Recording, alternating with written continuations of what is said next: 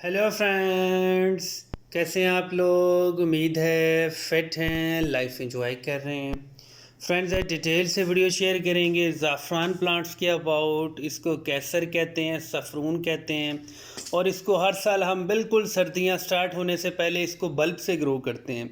हमेशा ज़ाफ़रान के बल्ब होते हैं, ये कभी भी सीड से ग्रो नहीं होता।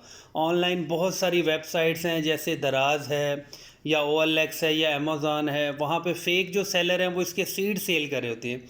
जो इसके वाइट कलर के सीड्स होते हैं वो बेसिकली सैफरून फ्लावर्स होते हैं, जिसको आप सैफ फ्लावर्स कहते हैं। इसको हमेशा आप नवंबर या मैक्सिमम 2 4 10 दिसंबर तक ग्रो कर सकते हैं।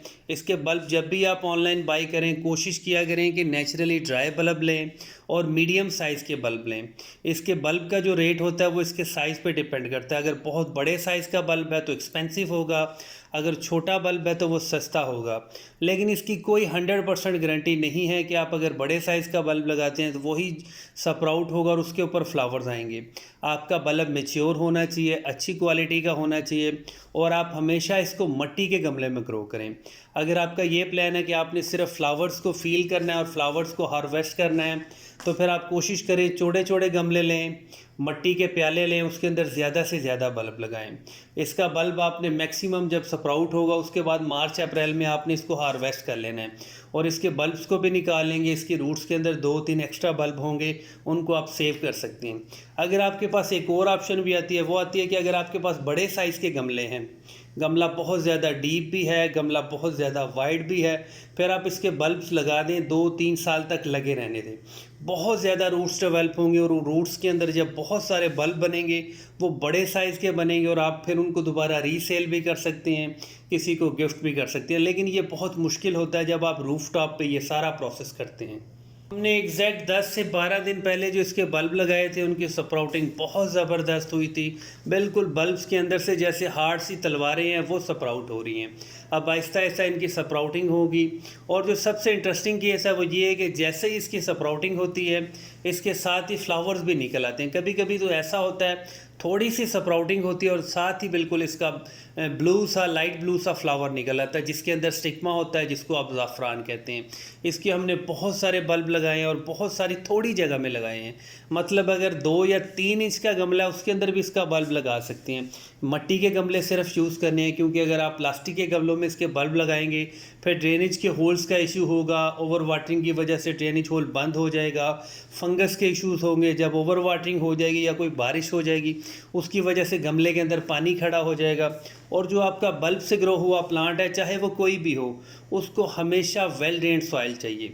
गमले की मिट्टी बहुत ज़्यादा सॉफ्ट होनी चाहिए। फर्टिलाइज़र इसको ज़्यादा पसंद है। कोशिश किया करें कि पुराने से पुराना फर्टिलाइज़र डोज करें, जैसे गली सड़ी गोबर की खाद है, कंपोस्ट है, वर्मी कंपोस्ट है। पुराने से पुरानी खाद यूज़ किया करें, कच्ची खाद बिल्कुल भी मत यूज़ किया करें। और बहुत सारे लोग ये भी क्वेश्चन करते हैं कि हमारे ज़ाफ़रान के प्लांट्स तो बहुत ज़बरदस्त हैं, मतलब जो ऊपर घास फूस निकलता है, बेसिकली इसके प्लांट्स घास फूस जैसे होते हैं। जब थोड़े दिनों बाद वो ड्राई होने लगते हैं तो बिल्कुल आपके प्लांट्स रिमूव हो जाते हैं, सिर्फ और सिर्फ मिट्टी के अंदर बल्ब रह जाते हैं। कुछ लोग ये भी क्वेश्चन करते हैं कि उसके ऊपर फ्लावर्स नहीं होती। इसकी 2 बेसिक रीज़न हो सकती है, या तो आपका बल्ब मेच्योर नहीं है, आपने को बच्चा बल्ब लगा दिया है, या तो वो बहुत ही पुराना बल्ब है, या उसके अंदर कोई फंगस लगा होगा। इसलिए जब भी आप बल्ब बाय करें, अगर आप ऑनलाइन लेना चाह रहे हैं तो उससे पहले पिक्चर्स वगैरह मंगवा लिया करें।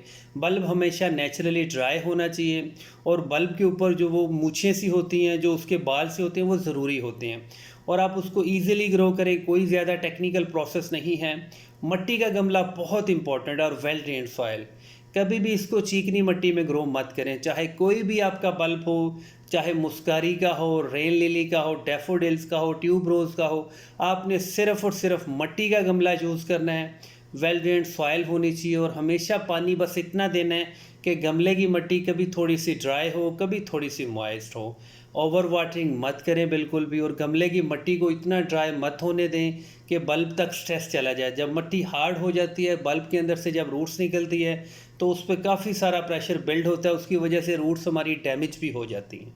अगर आपने एक बल्ब लगाया, बड़े साइज़ का बल्ब है, तो उसमें से 2 या 3 प्लांट्स निकलते हैं एट अ टाइम, 2 जगह से स्प्राउटिंग होती है। और ये 100% कन्फर्म होता है कि 1 या 2 फ्लावर्स लाजमी आएंगे। इसके फ्लावर्स के अंदर से जो स्टिग्मा होता है वो बहुत ही कम मिलता है, इसलिए इसका रेट भी बहुत ज़्यादा होता है। और जब आपका एक बार फ्लावर खिल जाए उसको मैक्सिमम 2 दिन तक खिलने दिया करें, ताकि जो अंदर ज़ाफ़रान है, स्टिग्मा है, वो थोड़ा सा मैच्योर हो जाए, उसके अंदर जो कलर बनता है ज़ाफ़रान का वो ज़्यादा से ज़्यादा ब्लीड कर जाए, और जब आप उसको हार्वेस्ट करें तो आपको अच्छी क्वालिटी का मिले। लेकिन आप बहुत ज़्यादा वेट करेंगे तो स्टिग्मा आपका ड्रॉप हो जाएगा, झड़ जाएगा। और अगर एक बार आपके प्लांट के ऊपर फ्लावरिंग हो चुकी है, ज़ाफ़रान का फ्लावर खिल चुका है, तो वो बार बार भी आ सकता है। इसलिए आपने ये 100% कन्फर्म नहीं करना कि अगर आपके प्लांट के ऊपर फ्लावरिंग हो गई है तो आप बिल्कुल बिल्कुल मायूस हो जाएं। वो दोबारा से रीग्रो भी हो जाते हैं। लेकिन इसको बार बार फर्टिलाइज़र मत दें, इसका फर्टिलाइज़र से कोई ताल्लुक़ नहीं है। जब आप बल्ब लगाते हैं उसी वक्त गमले में अच्छा फर्टिलाइज़र दिया करें, थोड़ा सा ज़्यादा दिया करें, और वन टाइम फर्टिलाइज़र हो।